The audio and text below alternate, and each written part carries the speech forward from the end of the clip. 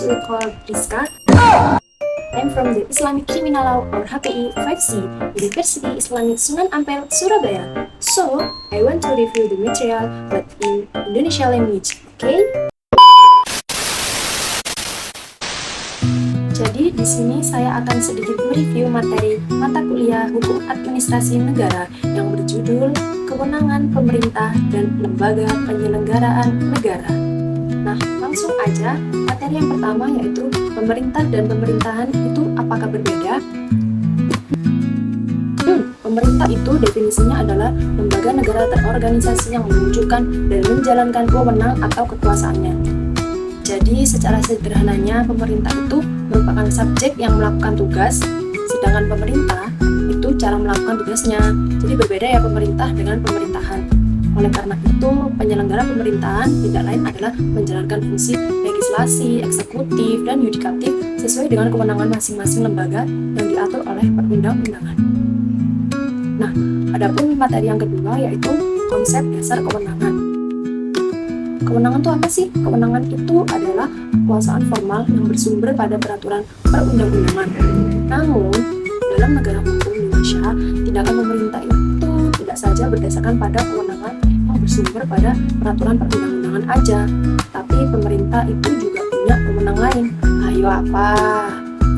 Jadi, pemerintah juga mempunyai wewenang lain yaitu kewenangan bebas atau yang biasanya itu disebut sebagai free and measure, yang definisinya itu kewenangan untuk bertindak sesuai keinginan sendiri yang didasarkan pada asas-asas umum pemerintahan yang baik. Jadi pemerintah itu pada dasarnya harus bertindak berdasarkan perundang-undangan. Namun jika belum ada aturan yang mengatur suatu tindakan, pemerintah itu tetap wajib memberi pelayanan yang cepat dan baik. Karena itu pemerintah diberikan kewenangan bebas untuk mengambil keputusan sementara ketika peraturan tertulis itu belum ada. Contohnya itu kalian masih ingat nggak COVID 2019 dan COVID 2020? Jadi pemerintah itu kan nggak mungkin dong membiarkan semua masyarakatnya itu warga-warganya itu meninggal. Jadi pemerintah itu mengambil inisiatif dengan cara melibatkan sekolah dengan cara Zoom meeting, terus Google Meet dan lain-lain. Itu cara pemerintah mengambil kewenangan yang lain. Nah, terus ada materi yang ketiga yaitu cara memperoleh kewenangan. Yang pertama itu ada asas legalitas. Jadi setiap tindakan pemerintah itu wajib berlandaskan peraturan perundang-undangan. Nah, sebelum bertindak, pemerintah itu harus ada aturan hukum yang mengatur terlebih dahulu. Yang kedua itu ada atribusi, pemberian kewenangan kepada badan atau pejabat pemerintahan oleh Undang-Undang Dasar 1945 atau Undang-Undang. Pemerintah itu mendapatkan wewenang melalui atribusi apabila yang pertama diatur dalam Undang-Undang 1945 atau Undang-Undang, yang kedua itu merupakan wewenang baru atau sebelumnya itu tidak ada. Nah, yang ketiga itu ada diberikan pada badan dan atau pejabat pemerintahan. Nah, tanggung jawab atas kewenangan tersebut itu melekat penuh pada badan atau pejabat yang menerima atribusi. Contohnya nih, ada rektor berhalangan hadir lalu menyuruh seorang dosen untuk menggantikan mengajar di kelasnya. Nah, ketika dosen menggantikan ternyata ada materi yang salah. Siapa yang bertanggung jawab? Tetap rektor karena tanggung jawab penuh itu tadi. Nah, yang ketiga itu ada delegasi. Delegasi itu adalah pelimpahan kewenangan dari pejabat atau badan yang lebih tinggi pada pejabat atau badan yang lebih rendah. Nah, yang pertama itu ada tidak ada wewenang baru, hanya pelimpahan. Yang kedua itu tanggung jawab penuh berpindah ke penerima delegasi, bukan lagi ke pemberi delegasi. Nah, yang ketiga itu ada jika pelaksanaannya tidak efektif, pemberian delegasi bisa menarik kembali kewenangan tersebut. Contohnya nih, ada seorang rektor itu mendelegasikan kewenangan penandatanganan ijazah terhadap dekan fakultas.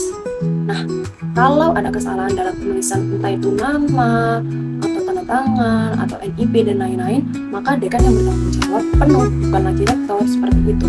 Nah, yang keempat itu ada mandat. Jadi mandat itu adalah pelimpahan kewenangan dari pejabat atau badan yang lebih tinggi pada pejabat atau badan yang lebih rendah. Tetapi tanggung jawab itu tetap berasa pada pemberi mandat. Yang pertama itu penerima mandat itu hanya bertindak atas nama pemberi mandat sehingga keputusan yang diambil itu tetap jadi tanggung jawab pemberi mandat. Contohnya nih, ada dosen. Dosennya itu berhalangan hadir. Nah, dosen itu memberikan mandat ke PJ untuk menggantikan atas nama dosen. Jika PJ ini ada kesalahan, yang bertanggung jawab itu tetap dosen. Jadi bukan PJ-nya yang disalahkan, seperti itu. Nah, jadi materi selanjutnya itu ada materi yang keempat, yaitu phrase Hermeson atau yang biasa disebut dengan diskresi. Yaitu asal katanya free bebas, Hermesian itu mempertimbangkan. Nah, arti secara keseluruhannya itu adalah kebebasan pejabat atau administrasi negara untuk bertindak tanpa sepenuhnya terikat oleh undang-undang. Terus di dalam Undang-Undang Nomor 30 Tahun 2014 itu disebutkan bahwasannya diskresi itu merupakan keputusan atau tindakan pejabat untuk mengatasi masalah konkret ketika aturan itu tidak mengatur dan tidak lengkap dan tidak lain-lain. Nah, adapun syarat diskresi itu yang pertama ada sesuai tujuan, terus tidak bertentangan dengan peraturan perundang-undangan, tidak menimbulkan konflik dan lain-lain. Nah, adapun unsur-unsur diskresi yaitu menjalankan tugas pelayanan publik diambil atas inisiatif sendiri, yang kedua itu dapat dipertanggungjawabkan, dan yang ketiga itu menyelesaikan persoalan penting yang muncul secara tiba-tiba dan lain-lain. Adapun materi yang kelima yaitu ada penyelenggara negara. Nah, penyelenggara negara ini sendiri itu diatur di dalam Undang-Undang Nomor 28 Tahun 1959. Jadi pasal 1 itu mendefinisikan bahwasanya pejabat yang menjalankan fungsi eksekutif, legislatif, dan yudikatif ataupun pejabat lain itu terkait penyelenggaraan negara itu harus sesuai dengan hukum. Nah, pasal 2 itu ruang lingkupnya itu meliputi pejabat negara di lembaga tertinggi dan tinggi negara. Meliputi apa? Seperti menteri, gubernur, hakim, dan lain-lain. Terus selanjutnya materi yang keenam itu menjelaskan tentang kewenangan pemerintah pusat dan pemerintah daerah. Jadi akan dibahas yang pertama yaitu ada kewenangan pemerintah pusat. Nah, pemerintah pusat sendiri itu memiliki kewenangan strategis yang bersifat nasional dan tidak dapat diserahkan kepada daerah. Itu meliputi apa saja? Yang pertama itu ada politik luar negeri, pertahanan, terus keamanan. Yang keempat itu ada peradilan. Yang kelima itu ada moneter dan fiskal nasional. Dan yang terakhir, yang keenam itu ada agama. Selanjutnya itu ada kewenangan pemerintah daerah. Jadi penyelenggara urusan pemerintahan oleh pemerintah daerah itu bersama dengan DPRD berdasarkan asas otonomi dan tugas pembantuan dengan prinsip otonomi seluas-luasnya.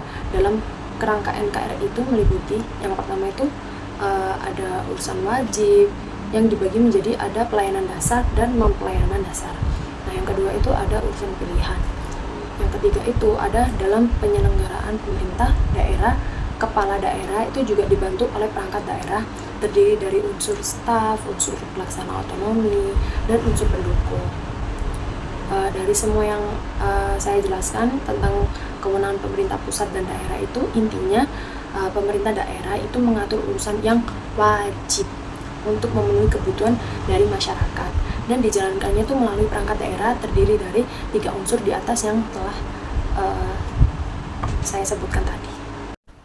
Jadi itu aja yang bisa saya sampaikan. Saya mohon maaf yang sebesar-besarnya jika memang ada materi yang saya sampaikan tadi itu ada kesalahan. Terakhir dari saya mau mengucapkan terima kasih kepada dosen pengampu mata kuliah Hukum Administrasi Negara yaitu Bu Helga dan teman-teman sekalian.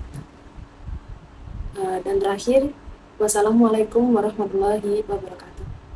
See you.